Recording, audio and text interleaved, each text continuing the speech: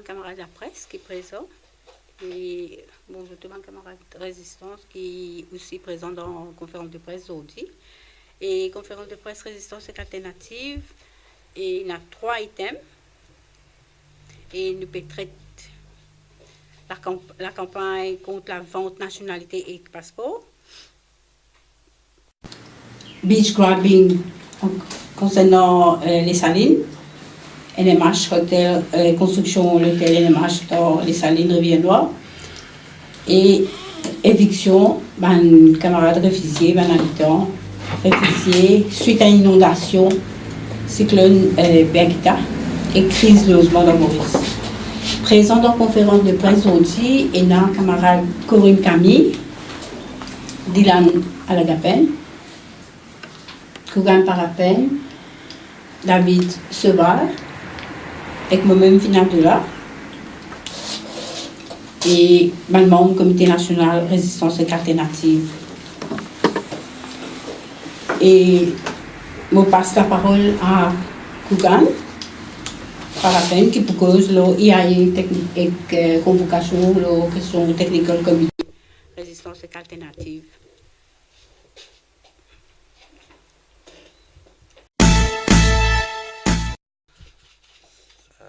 L'intervention aujourd'hui pour le projet hôtelier de New Mauritius Hotels à les Salines Rivière-Noire.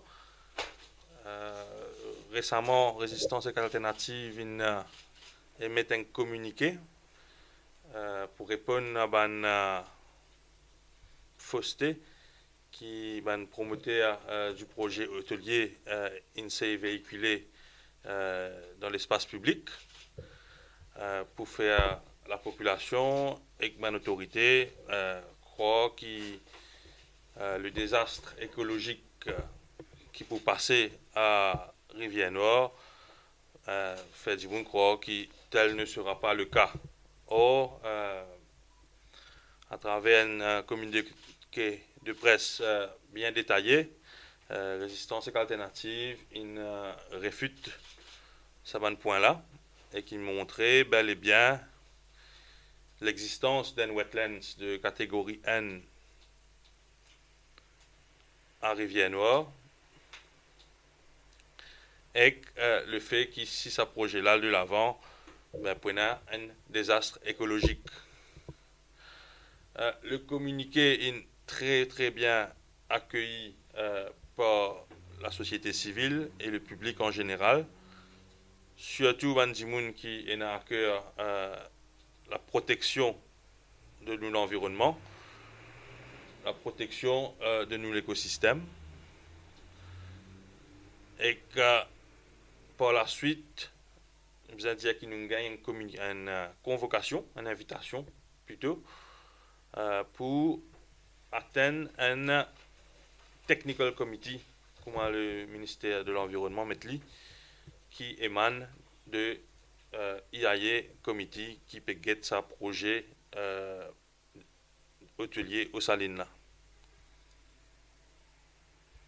Donc, nous accueillons favorablement sa invitation du ministère de l'Environnement pour un technical committee pour qui nous capables de forcément d'une façon officielle nous version des choses et montrer à sa technical committee là et comme un membre de l'IAE committee qui bel et bien il y a un problème par rapport à projet hôtelier NMH aux Salines. Et qu'à nos connaissances, c'est la première fois qui Bandimoun qui fait un public comment ou un projet invité pour assister à une technical committee. Je rappelle que les public comment qui Résistance et Alternative ils soumettent ce projet-là daté du 19 janvier 2018. Donc, fait quand même une fini fait 6 mois, c'est-à-dire. Et que, comment on peut dire, pour la première fois à nos connaissances, un gens qui fait un public comment invité pour le soumettre devant un technical committee du ministère, qui sous la présidence du PS, ministère de l'Environnement. Mais nous envie quand même rappel qui si cette technical committee là est en lieu, qui donne toute la nécessité de mettre ça debout, c'est forcément qui la décision pour donner un IAE à le groupe NMH à les Salines, il pas comprend et qui forcément certains gens au sein de l'État forcément il y a un doute et de pétiquer la question de est-ce qu'il peut permettre ça l'hôtel là à de l'avant. Nous catégoriques, ça l'endroit là c'est un endroit côté un ISE un wetlands catégorie N comme stipulé par un expert américain dans ISE Study 2009 et qui est un endroit qui a autant de diversité et de valeur en termes de la faune et de la flore, les besoin préservés à tout prix et non pas détruits pour faire la place à un énième projet hôtelier. Donc, résistance et alternative pour joindre les instances du parti dans notre prochaine réunion qui pourrait nous peut discuter un peu dans qui paramètres démocratiques nous poil devant sa technical committee là parce que nous parle poil là-bas c'est pour faire joli et que on vient là-bas d'une façon correcte parce qu'en même temps que ce projet là pas qu'on gagne sur IAE, mais ce qui nous bien connaît, c'est qu'à l'heure qu'il nous peut causer, et que depuis plusieurs semaines, il y a la construction d'un chemin d'accès qui a commencé pour ce projet-là. C'est-à-dire, si nous guettons dans le document de l'IAE qui les Salines soumettent, enfin, qui le projet nous soumettent, les promoteurs nous soumettent. Dans section 21, par rapport à State Land Lease,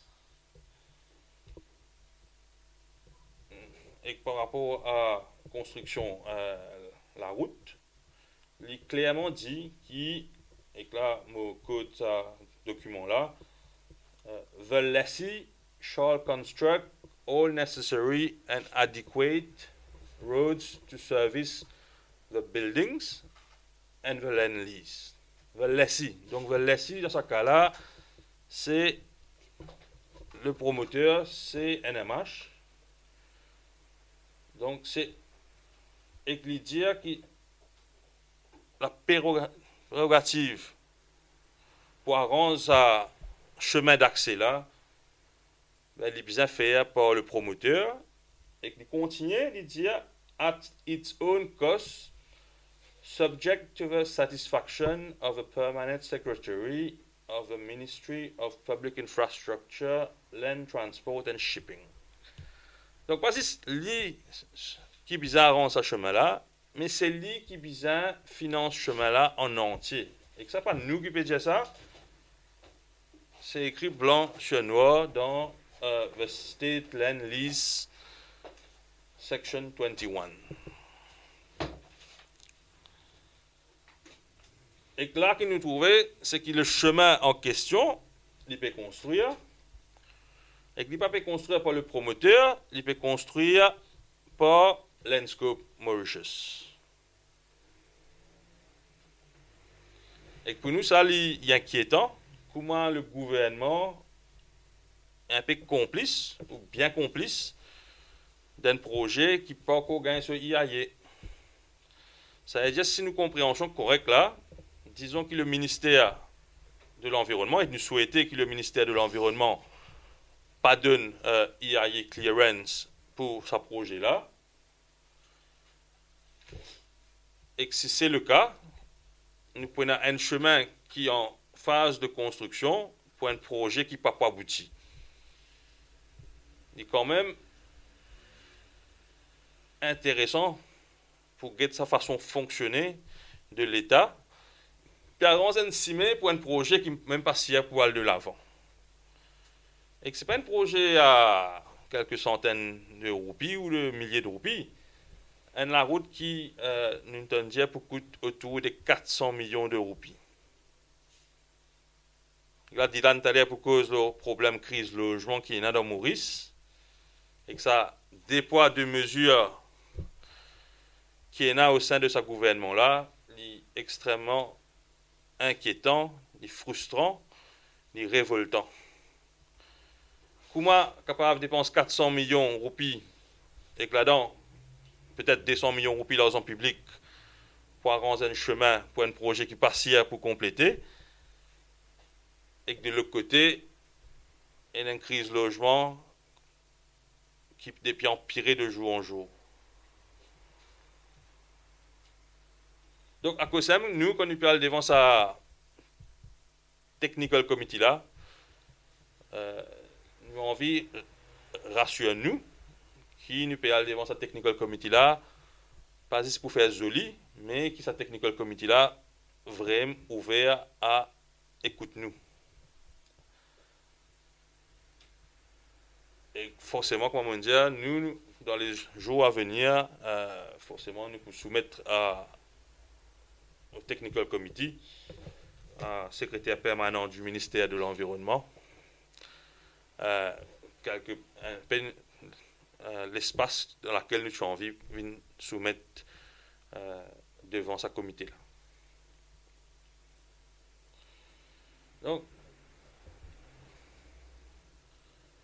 l'autre affaire que nous avons envie de faire ressortir dans ce projet-là, c'est que depuis 6 mois qui Résistance une faire public comète, depuis plus de 3 mois qui nous lance une campagne autour de la nécessité de protéger nos wetlands et nos zones environnementales vulnérables.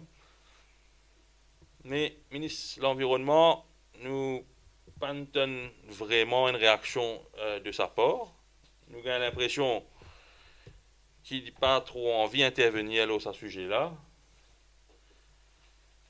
Le ministre de l'Agro-Industrie, ministre Siratan, qui fait un joli causé sur World Wetlands Day dans l'école de la capitale, pas donné sur ce sujet-là. Puis encore, l'opposition parlementaire, l'opposition, s'il vous plaît, aux abonnés absents, la protection de l'environnement. Donc, est-ce que la protection de l'environnement n'est pas important pour une partie mainstream? Il paraît que oui. Parce que nous sommes contents de l'opposition parlementaire qui dit sur PMSD, MMM, Parti travailliste, et j'en passe, quelques des autres partis qui sont encore. Je suis content de notre perspective, autres qui, dans l'opposition, clament haut et fort qu'ils sont pour le respect de l'environnement, mais ce projet-là, n'est pas un du tout.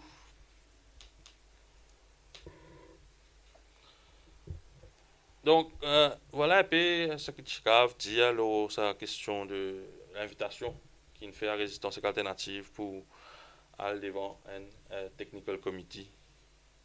Merci. Merci, Kougan.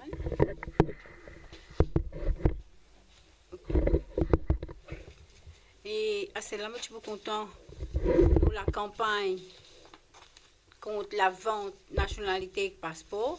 Nous pouvons réitérer une demande qui est formulée et qui finit avec à Premier ministre, la question retrait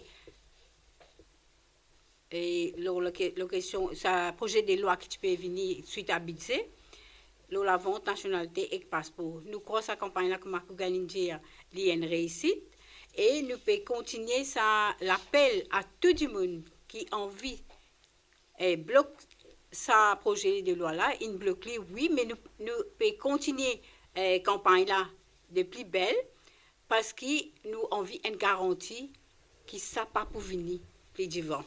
Parce que nous n'avons aucune confiance à ce gouvernement-là. Alors, tu peux content réitérer une demande qui est formulée par l'Assemblée conversante qui s'est alliée le 23 juin. Et que les bons aussi fait noter qui une demande qui nous fait ça jour-là, lié. Ce que vous gagnez dire et aussi t'allais quand Dylan peut causer la crise logement. Alors première demande qui nous fait appel à gouvernement pour qu'il n'y ait aucun mandat pour un tel amendement. La totalité tout du monde, toute l'organisation, différentes organisations qui sont présentes, le monde syndical et individus progressistes et l'association sociale. Premier, c'était qui pourrait venir traiter immédiatement tout amendement que l'IPERO d'amener dans le cadre de Finance Bill pour permettre la vente nationalité au passeport mauricien, qu'il ait retiré, ça une victoire. Et deuxième, qui met du bout une commission spéciale pour faire un audit, le Two Band Property Scheme, comme IRS, RIS, PDS et Smart City, qui aujourd'hui peut aller déboucher vers la vente nationalité et passeport. Et deuxième point sous ce même item-là, sa commission spéciale-là, qui politique braderie la terre, la côte, la plage, lagon, île et l'océan pays. Et aussi enquête, l'allégation proximité à une compagnie privée, le mesure à la vente passeport et nationalité avec gouvernement.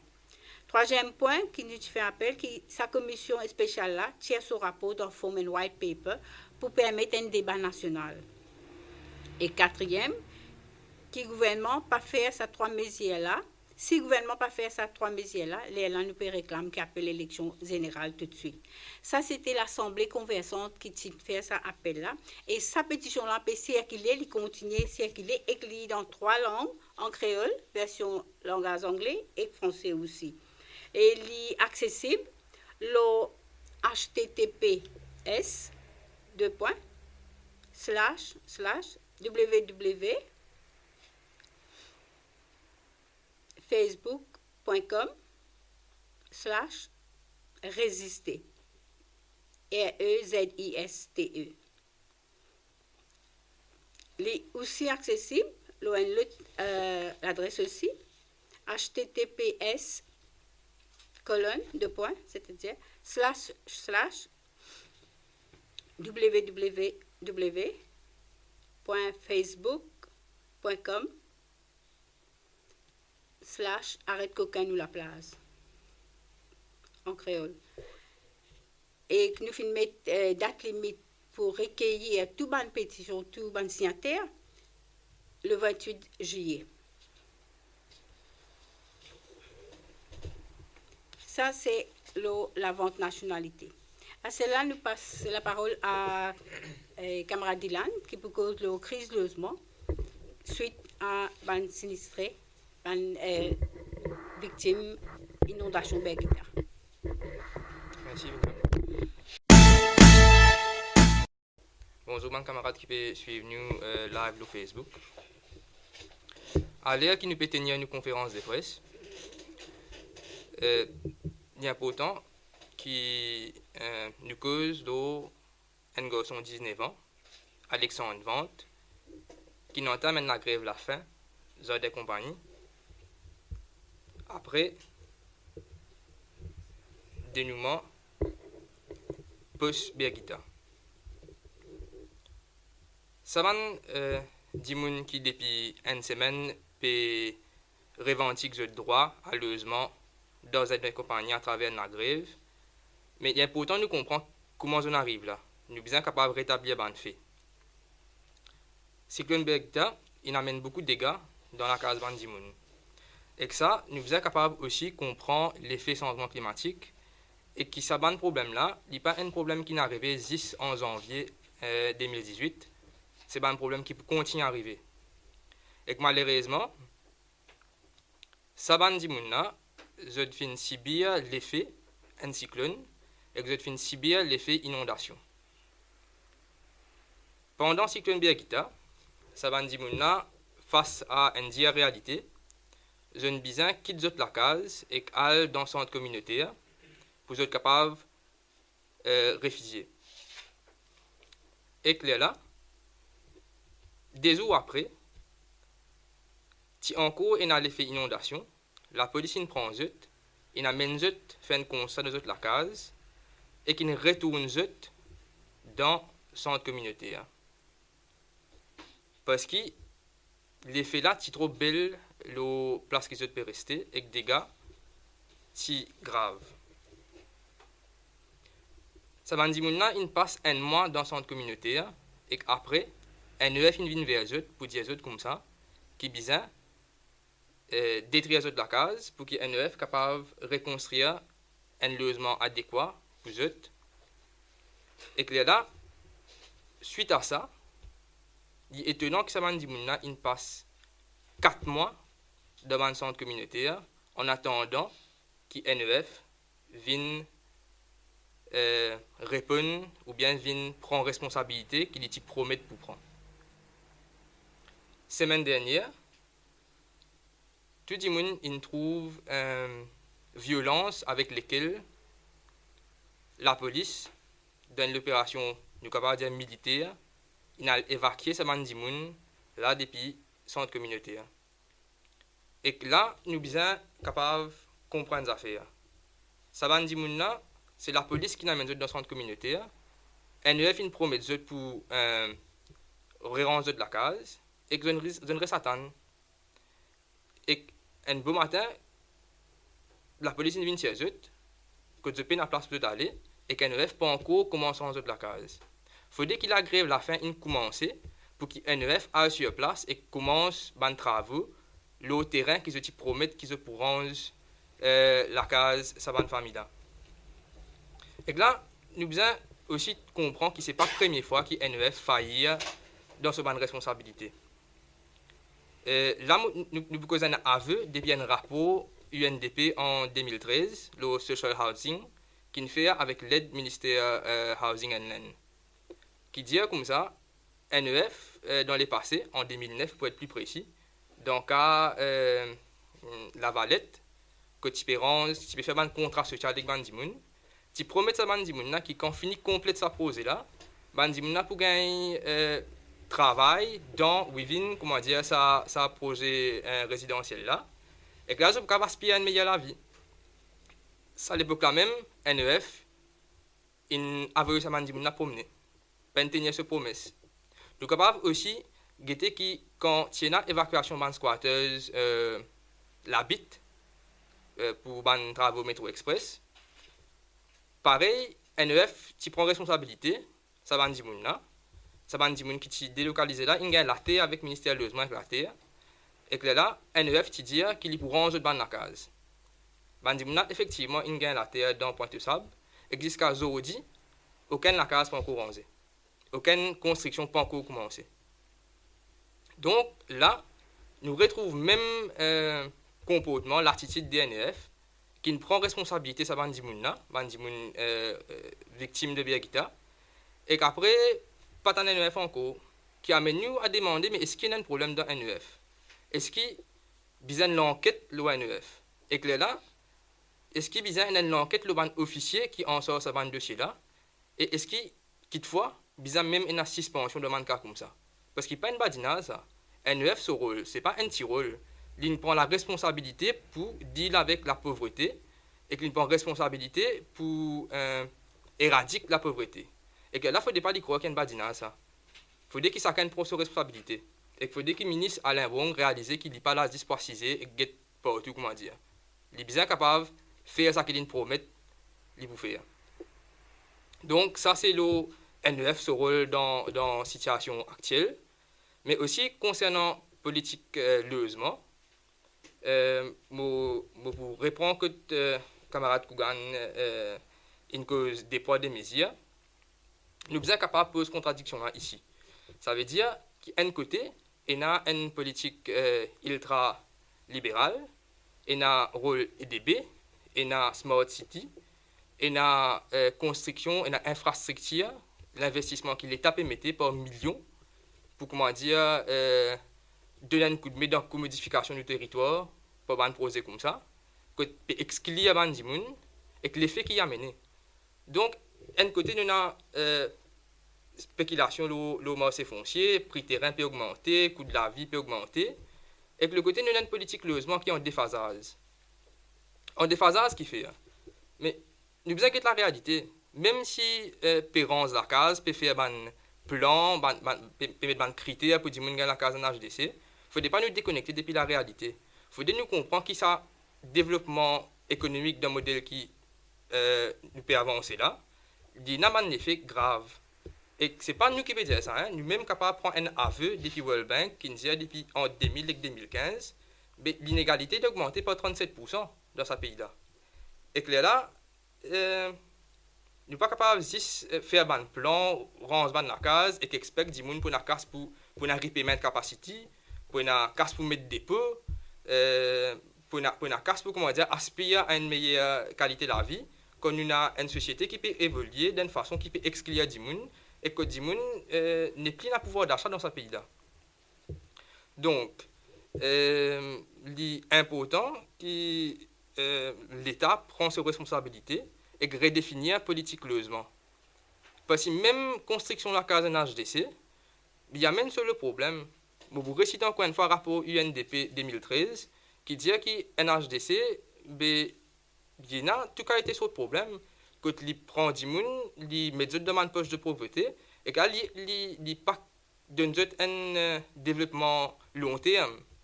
Comment pour sortir depuis la misère, comment pour sortir depuis sa situation là, comment pour aspirer à une meilleure vie.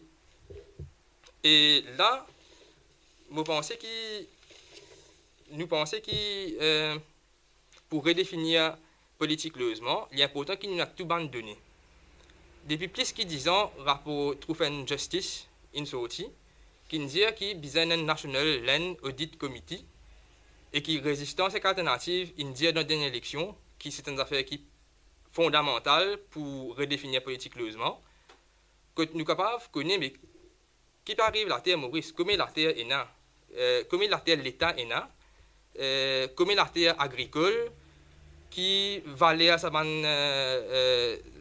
terrain qui existe là, comment dire, qui peut arriver la terre dans Maurice. Et si nous pas faire ça, mais nous ne pouvons pas réfléchir à une meilleure politique logement, parce que nous pouvons abandonner là, dis nous pas au courant. Je vous donne un exemple. Si un Dimoun a envie, comment dire, il peine moyen et qu'il a envie de gagner la terre avec le ministère, pour y avoir un coup de main avec NEF pour rendre sur la case. Il a besoin d'identifier un terrain lui-même. Ça, dit d'après State Land Act, qui dit que Dimoun a besoin d'identifier un terrain, après, à le ministère, faire ce démarche pour gagner ce terrain-là. Mais peine résiste que tu as ce terrain-là. Pourquoi le ministère même pas connaît qui terrain qui est available comme ça?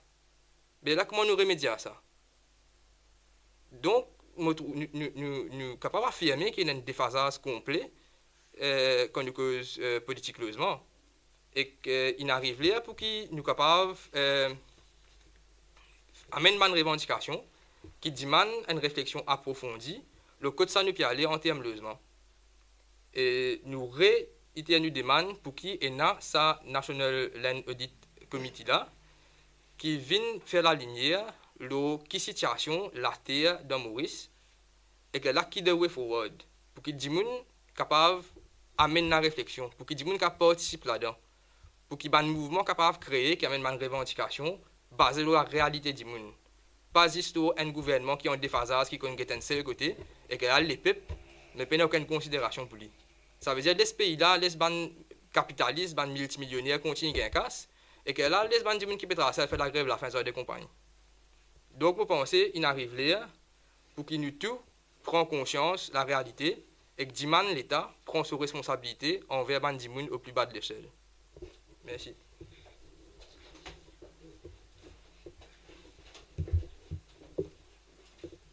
Merci, camarade Dylan.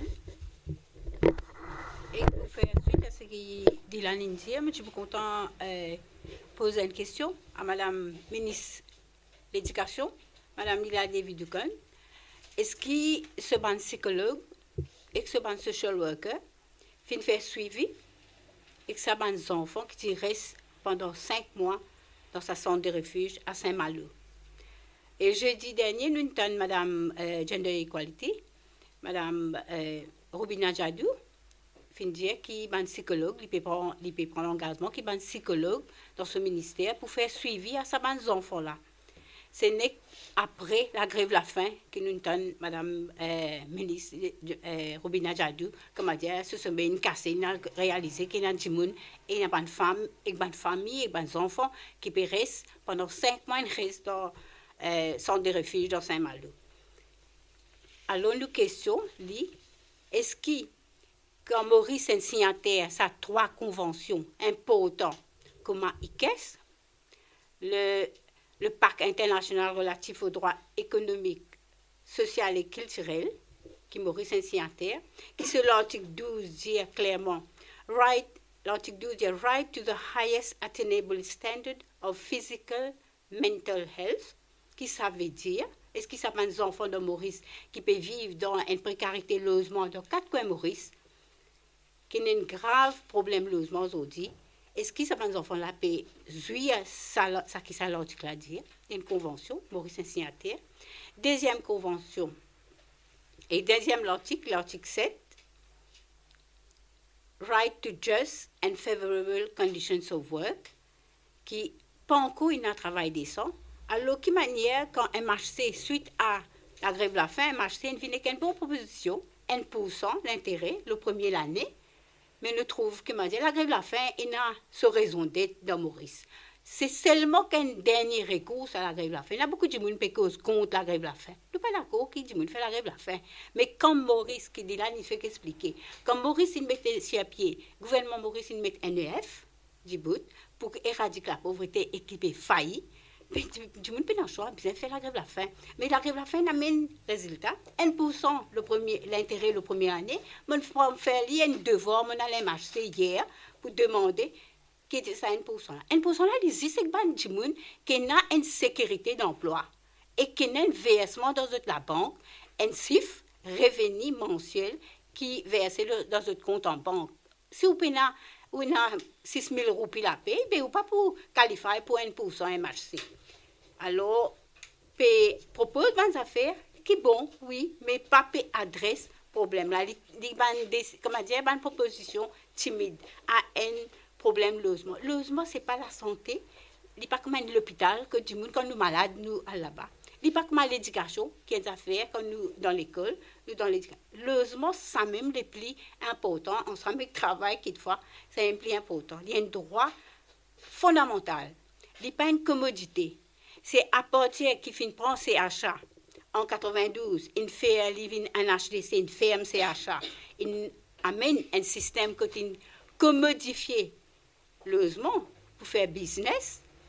À ce moment, nous avons ça que nous avons dit. Alors, question qui posait, pour terminer dans sa conférence de presse, la question qui nous posait dans Maurice, 50 ans après l'indépendance, mais Inler, beaucoup résistante, nous manifeste, nous mettre qui inclure à mon constitution pour inclure le droit économique, social, culturel qui est garanti dans la constitution. Puis, ça garantit là dans la constitution aujourd'hui. Qui, pareil comme stipulé dans sa convention-là,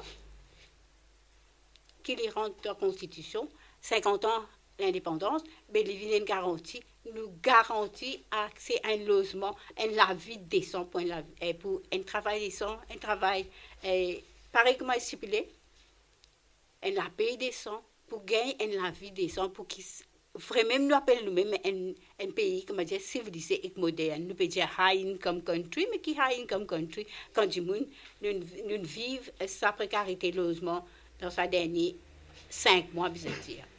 Merci. Nous passons la parole après, c'est la question. Quand tu as une pindia qui te presque sûr qui s'approche là, pas peut aboutir. Mais tu as un sentiment de dire de cire, après tu dis pas si elle dit pas il faut aboutir. Du point de vue de résistance alternative, nous catégoriques qui, si la loi est appliquée comme un bizarre, et que c'est un gouvernement qui est vraiment fidèle à ses paroles et qui vraiment a l'intérêt préservation de l'environnement comme une priorité des priorités, ça posait là, pas gagner droit à aller de l'avant.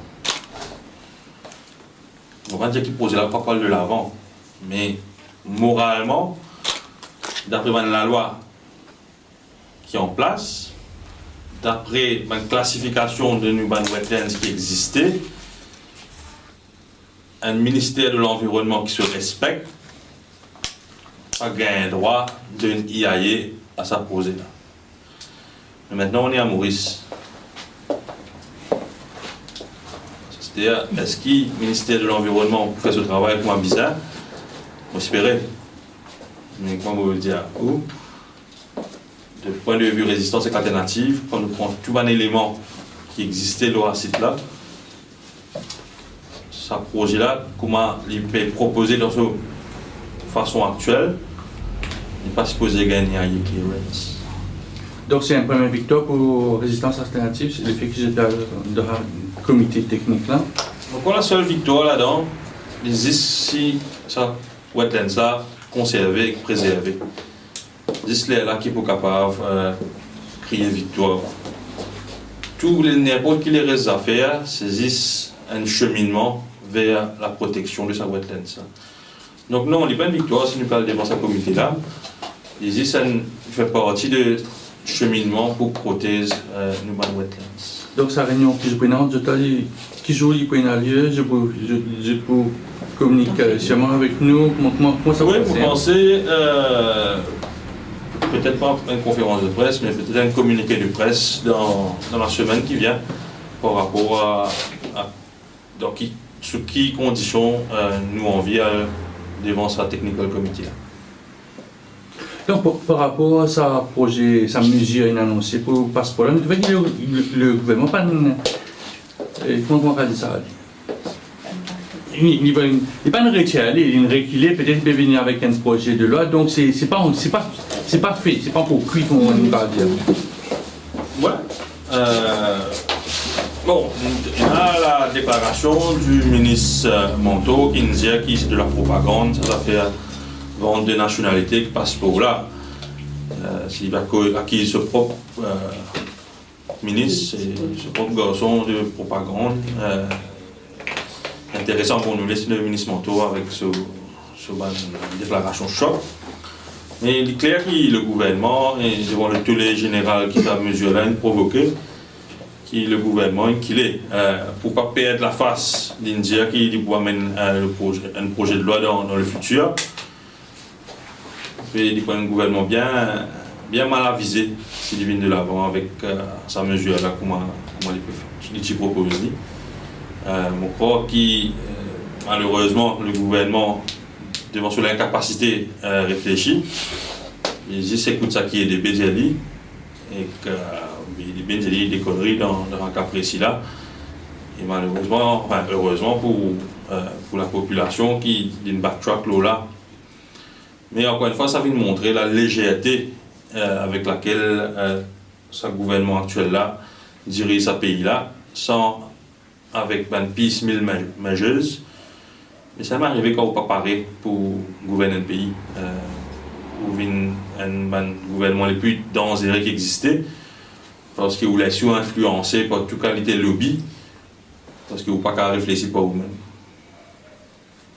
Par rapport à la petite phrase d'Anna-Wong, je suis content de ça, que déjà, il y a un millier signataires.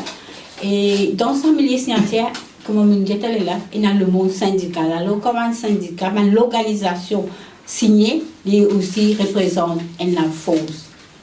Estime ça, mais 1000 le Premier ministre, il fait pour 1,3 million de jeunes, 1000 c'est même 0,0. C'est que je vais expliquer, je vais ressortir qu'il y a plusieurs organisations, fédérations et confédérations syndicales qui représentent la force dans ce pays-là. Estime ça combien? 100 000 signatures, 200 000 signatures, 50 000 signatures? Au fait, campagne, pétition là, pas vraiment une lancée, parce que quand tu peux lancer, le gouvernement finit qu'il est. Donc, quand tu n'as vraiment lieu d'être de faire une campagne d'envergure nationale. Comment tu penses? Mais, pétition là, c'est online et que des gens qui gagnent, ils ont signé. Là-dedans, il y a plus qu'un millier. D'ailleurs, sa pétition-là, plus ou moins fait que ouvert, tant qu'il y a une non catégorique de la part du gouvernement dans ce projet-là. Et si le projet de vente de nationalité de passeport revient d'actualité, là, nous avons des dizaines de milliers de signatures. Là, nous donc la date du 28 là, il est extendable alors. Oui. Jusqu'à le 28. Au fait, nous avons une pétition ouverte tant qu'il y a une non catégorique.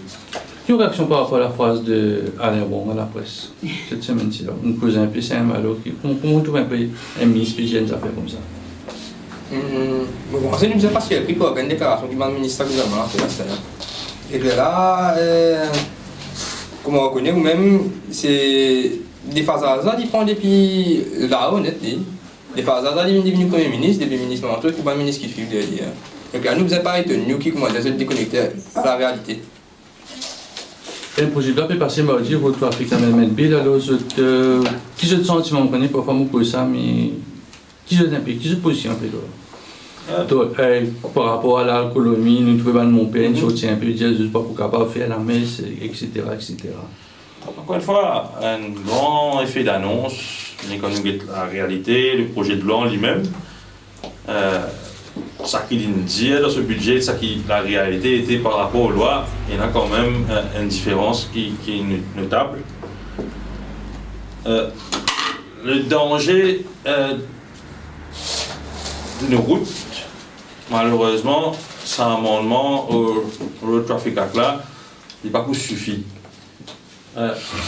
Nous tous connaissons qu'une infrastructure routière déplorable de plus en plus à Maurice. Il y a un endroit à côté du chemin cassé depuis plusieurs mois, voire années, qu'ils amènent une réparée. Il y a un problème à soi, beaucoup de chemins et dans la lumière. Les gens qui sont plus vulnérables, c'est les piétons. Il y a combien de trottoirs que ce gouvernement-là a avancé. Le problème à Maurice, c'est que le projet nous comptons faire. Mais il n'y a aucune prévoyance de comment faire maintenance. Donc, pour avancer, oui, mais pour occuper là pour la suite, malheureusement, il y a un gros manquement. Et que la politique que le gouvernement peut adopter pour résoudre le problème de la sécurité routière, il y a une politique de répression. Ça veut dire qu'il peut croire qu'il peut augmenter la manne, qui dit qu'il n'a pas pour arrêter de faire une bêtise qu'il peut faire au chemin. Mais si tu veux vraiment un gouvernement qui a envie de résoudre le problème du trafic, de la sécurité routière, la pédagogie aussi bien importante. Ça veut dire là, au Pérou, dire moi, un dimoun qui pour les 10 000 roupies, non, il dit tout les cas continue enfreindre la loi. Donc, il y a aussi une répression vis-à-vis d'une classe sociale, on va dire. Par contre, disons que si tout le monde qui est fautif, tu n'as possibilité que cette licence suspende, ça est une meilleure mesure, dans le sens qu'il n'y a pas d'indice ou capacité de payer ou pas. Donc, l'approche gouvernementale est correcte, il ne va pas dans la bonne direction. Malheureusement pour nous, il n'est pas suffisant. Ce n'est pas ça qui peut faire le nombre de morts dans la route diminuer. D'ailleurs, c'est une chaîne nationale d'alarme là depuis plusieurs années. Vous vous rappelez mon intervenir ici même là, à ce sujet-là. Quand nous comparons Maurice et peut-être nos voisins rayonnés en termes de combien de morts par kilomètre de route, mais les routes mauriciennes font extrêmement peur. Et donc, est-ce que c'est juste l'alcool au volant ou juste la vitesse qui amène sa qualité statistique incroyable là, ou il y a une défaillance au niveau gouvernemental, au niveau du ministère des Infrastructures, de la bande mauricienne, la route qui est praticable. Je vous rappelle qu'en Allemagne, la limite de vitesse, ça veut dire qu'en Allemagne, du monde mort, de mort, brique, aussi bien à Maurice. Donc, associer la vitesse et l'alcool uniquement à man mort au chemin, c'est un peu simpliste. Et que malheureusement, une vraie volonté d'un cours. Parce que vous réalisez qu'il y a une école, quand il passe ce test, il passe ce test juste dans une petite ruelle de Port-Louis. Après ça, même si on peut dire à rouler de l'autoroute, examen ou ça indique comment rouler de l'autoroute. Donc, le problème de la bandimoun mort au chemin, il passe juste le comportement ou les bandimounas eux-mêmes, c'est la formation qui nous donne ça chauffeur là. Combien de gens roulent devant le chemin à Maurice, pas supposé, mais une licence de chauffeur? Combien de gens pas connaissent comment bien behave dans l'autoroute? Combien de gens roulent dans Forster à 40 km par heure?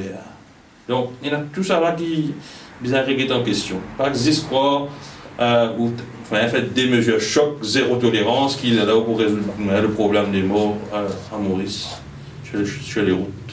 Il y a une question dans ce semaine-là, le ministre du Tourisme dit que ça, le fait qu'il y a un projet qui, le ministre Gival, avant, qui est ministre du Tourisme, qui gère une construction d'hôtels. Il a dit maintenant que le fait qu'il gère une construction d'hôtels, c'était une erreur. Le même avis que le ministre, moi, je suppose que je l'avis un peu plus différent par rapport aux autres combats que je peux mener. En tant que je connais Xavier Duval, qui cause un moratoire de la construction des hôtels, quand tu peux faire campagne, pas quand tu es sur le gouvernement. Ça... Donc, nous connaissons en campagne, tout ce qui dit, je veux dire A, et ce B, et ce Z, tout. Juste pour gagner un vote. Mais dans la réalité des choses, jamais un moratoire en vigueur à Maurice sur la construction des hôtels. Même Ravin Jagnat, tu peux faire partie de Bandimoun qui tu peux dire avant l'élection, pendant la campagne des dernières élections générales, qui développement sauvage pour bizarreté, ça va une campagne de 100 cas, tu vas pas pour un encore. Et avec ce Soudan, il peut faire pire. Scandale Soudan avec ce garçon dans un terrain de l'État. La braderie d'été, le festival d'été qui est tellement dénoncé par son nouveau régime là, quand il est dans l'opposition, mais il peut continuer de plus belle. Donc, moratoire l'hôtel, pas sur l'hôtel, on a besoin d'un moratoire, la braderie de l'Human Statelands. Vous réalisez que l'État prend un terrain, donne ça à un petit copain. Là, petit copain, il revend ça avec un promoteur à 50 fois, 100 fois le prix qu'il a acheté ça ou qu'il peut payer ça à l'État et que tout le monde trouve ça normal. C'est-à-dire, encore une fois, c'est un manque à gagner dans les caisses de l'État. Mais que fait l'État parti donne sa promoteur là directement? C'est-à-dire, c'est ça petit copain qui connaît le promoteur qui peut amener le développement. Mais ça me amène nous, un tas de monde à Maurice qui est arrivé à la sueur des autres fronts. Mais parmi eux, il y en a beaucoup monté. Beaucoup là-dedans, malheureusement, il est arrivé en se servant du bien commun, de un Statelands. Ils ont dit, ben, roule belle l'auto, et tape l'estomac. C'est juste un simple volet qui est coquin à la République de Maurice.